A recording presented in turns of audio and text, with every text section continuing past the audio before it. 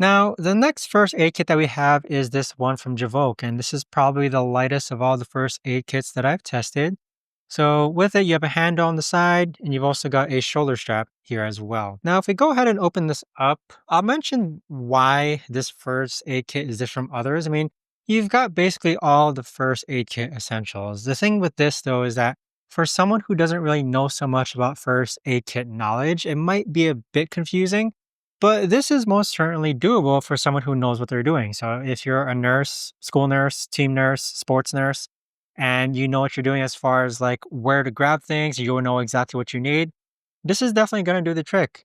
So just a few things that we have here, obviously not to list them all, but you have tongue depressors, you have Q-tips, you have masks, you have thermal blankets, splinter probes, bandages, band-aids, scissors, tweezers, mouth guards, face guards, multiple different bandages. But I'd say as someone who's again not really so familiar with the knowledge when it comes to providing first aid, this is going to be a bit more difficult to actually go ahead and use. So I consider this more for the more knowledgeable ones, such as team nurses, as I mentioned before. But even so, you've got your required essentials. It's just all bagged in here, just like this, though. I wouldn't say it's the most organized. So, with it not being organized, I imagine that even medical professionals are still going to need to kind of find what they're looking for.